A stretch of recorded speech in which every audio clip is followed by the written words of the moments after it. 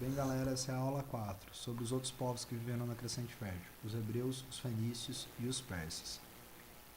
A origem dos hebreus é extremamente importante para a história ocidental, porque afinal eles deram origem aos judeus, que mais tarde vão dar origem aos cristãos.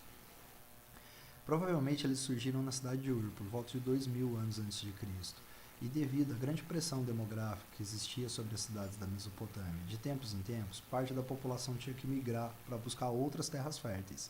Esse povo que migrou foi denominado hebreus, e eles eram divididos em clãs patriarcais. Eram politeístas no início, e eles eram divididos entre as famílias proprietárias e os servos dessa família. Sua base econômica era a agricultura, como é comum desses povos do início da antiguidade. Na Palestina, os hebreus conseguiram desenvolver o comércio, porque afinal ela é um território estratégico, colocado entre os continentes. Ela faz uma ligação entre a África, a Ásia e a Europa. Durante 3 séculos que eles ficaram ali, eles desenvolveram uma agricultura ligada ao Rio Jordão. Então a gente pode dizer que eles também foram uma sociedade fluvial, uma sociedade de regadio, o pastoreio e o comércio. Por volta de 1700 a.C., provavelmente aconteceu uma forte seca e os hebreus foram obrigados a migrar de novo. Nesse momento, eles chegam ao Egito. Quando eles chegam ao Egito, o Egito está invadido pelos Hicsos, que dominam a região e recebem bem o povo hebraico.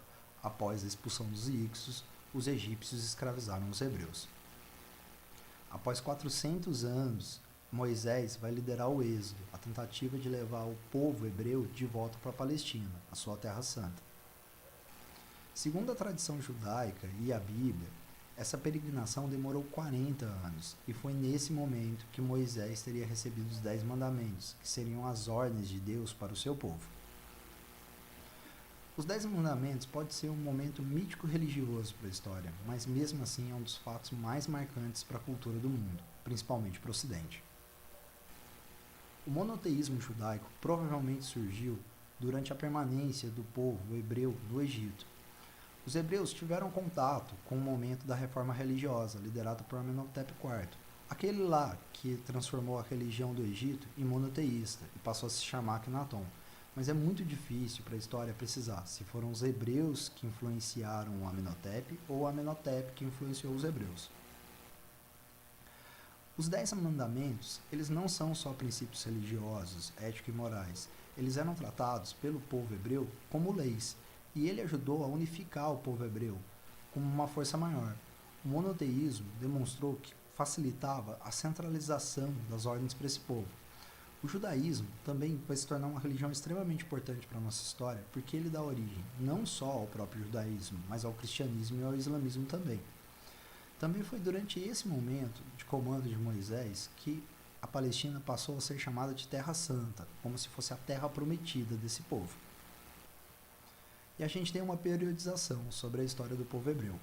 A gente tem um primeiro período, que é o período dos patriarcas, que se encontra bem lá no comecinho da Bíblia, na parte da Gênesis. Esse período é caracterizado por um comando patriarcal, por um líder mais velho, chefe de família, considerado um sábio. E ele vai até a luta da Palestina.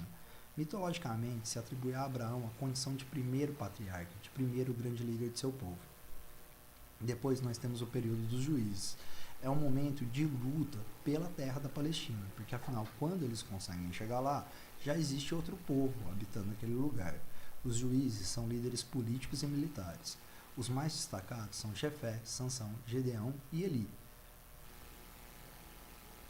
Após a luta pelo território, foi possível surgir o reino dos hebreus. E aí a gente tem o período dos reis. Saul seria o primeiro desses reis. Ele seria responsável por unificar todas as tribos judaicas sobre um único governo. Saul se suicida após sofrer uma derrota para os filisteus e é sucedido por Davi. Davi provavelmente é o mais famoso dos 3 reis, dos hebreus. Ele vai organizar a administração e vai criar um exército forte e permanente. Depois, em 966 a.C., o reinado é assumido por Salomão. Ele vai tentar fortalecer as relações econômicas, principalmente com o povo fenício, que a gente ainda vê nessa aula, e que é o povo comerciante por excelência da antiguidade. Salomão também teria construído o famoso Templo de Jerusalém, conhecido como Templo de Salomão. Nós só temos imagens idealizadas de como seria esse templo, e ele seria responsável por guardar as tábuas dos 10 mandamentos. Após a morte de Salomão, acontece o cisma dos hebreus. As tribos de Judá e Benjim vão reconhecer Robão como seu sucessor, enquanto que as outras 10 tribos reconhecem Jeroboão. Então a gente tem 2 reinos nesse momento, Judá e Israel. Aqui nesse mapa a gente pode ver a divisão que aconteceu com o território entre o reino de Israel e o reino de Judá. Os 2 reinos sofrem invasões diferentes. Judá é invadido por Nabucodonosor, dos caldeus, e passa pelo cativeiro da Babilônia, que dá origem àquela lenda da Torre de Babel, que caiu devido à arrogância dos homens que queriam alcançar a Deus, e isso, como castigo, teria gerado a origem das diversas línguas do mundo. Israel foi conquistado pelos assírios, e não conseguiram manter sua cultura, sendo praticamente dizimados. Mais tarde, todo o território acaba sendo dominado pelo grande Império Persa, que a gente ainda vê nessa aula também. Depois, o Alexandre o Grande em 332 a.C. e Roma em 63 a.C. Os romanos adotavam como estratégia espalhar os povos dominados por todo o império, tentando enfraquecer sua cultura. Esse fato vai ficar conhecido como diáspora. Os judeus só voltariam à sua terra natal através do movimento sionista, que ganhou força após a Segunda Guerra Mundial. É quando a ONU cria o Estado de Israel, depois dos judeus terem sofrido o Holocausto nazista.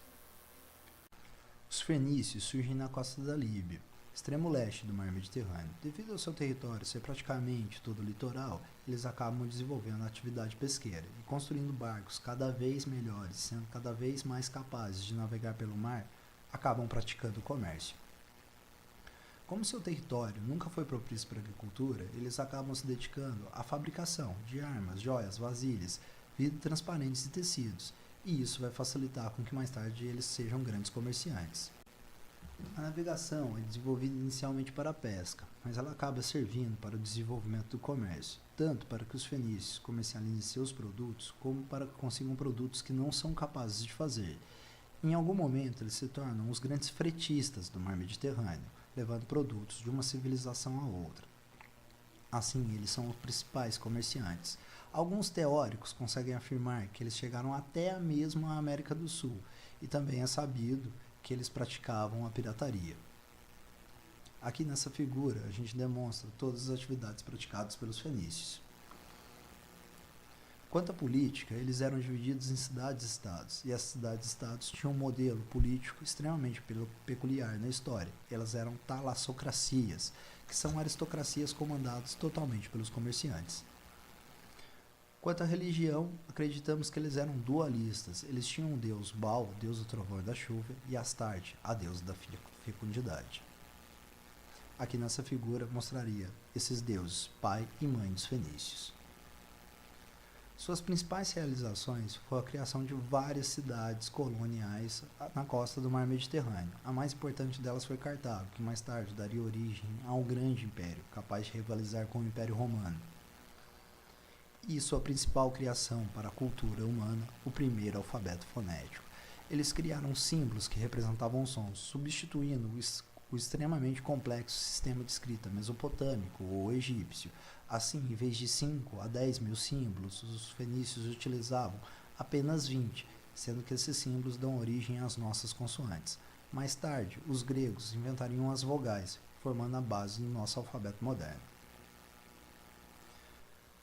Aqui temos uma figura que demonstra que diversas línguas se originam no fenício.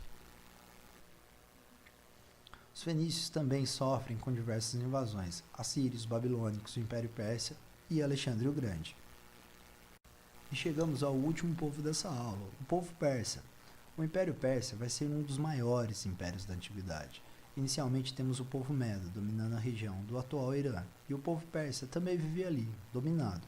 Esse domínio durou até 550 a.C., quando Ciro I liderou os persas e tomou o controle do território. Devido a esse conflito entre medos e persas, os gregos confundiriam o nome do povo mais tarde, chamando os persas sempre de medos, e nomeando o conflito entre suas duas civilizações de guerras médicas. Aqui temos o território que o povo persa conseguirá conquistar. Ele realmente era impressionante para aquele momento histórico. Então temos o Império Persa, tendo seu início com o governo de Ciro I, que elabora uma inteligente política de conquista cultural. Os povos conquistados militarmente não eram obrigados a abandonar sua cultura.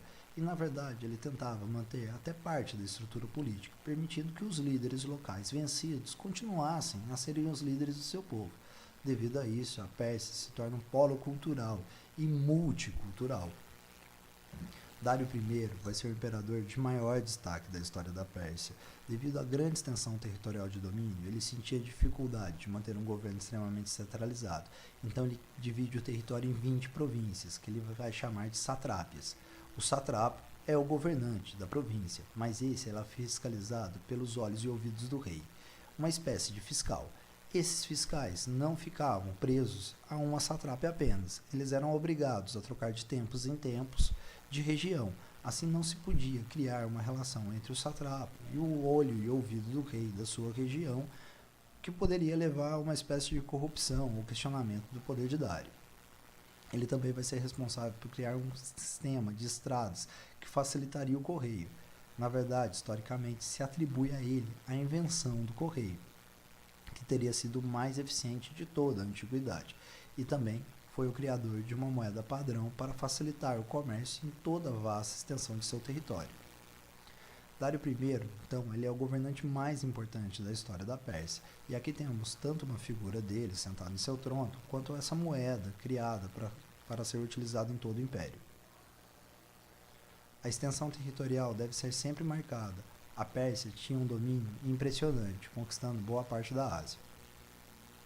O grande fracasso de Dário vai se dar quando ele tentar conquistar a Grécia. Alguns historiadores acreditam que sua pretensão era começar a conquista da Europa, e a Grécia seria o ponto de partida. Dário deu início então às Guerras Médicas, quando ele sofreu uma derrota para os atenienses. Xerxes assume o trono com uma tarefa muito complicada. Após a morte de Dário I, o que ele poderia fazer que impressionaria o mundo mais do que o seu pai já tinha feito? Então ele decide ter sucesso onde o pai havia fracassado e dá continuidade às chamadas Guerras Médicas, tentando novamente invadir a Grécia. Mas dessa vez ele enfrenta uma união de cidades-estados gregos liderada por Atenas, comandando as forças marítimas, e Esparta, comandando as forças terrestres. Bem, vocês devem se lembrar daquele filme Os 300 de Esparta. Aquela batalha acontece nesse momento. Devido aos grandes gastos militares, os diversos povos conquistados pelos persas começam a tentar fugir do império, começam a tentar conquistar sua independência. E também os gastos tinham dificultado a situação econômica para a Pérsia. Então Xerxes acaba legando aos seus sucessores um império extremamente enfraquecido. Lá na frente ele acaba sendo conquistado por Alexandre. Alexandre conquista quase tudo. Por isso ele ficou conhecido como Alexandre o Grande da Macedônia. Quanto à religião, ela é baseada nos ensinamentos de Zaratustra ou de Zoroastro. Ela é dualista, ou seja, ela tem dois deuses que vivem em batalha. E temos o livro de Zend Avesta. Provavelmente, ela inspirou boa parte do início do cristianismo.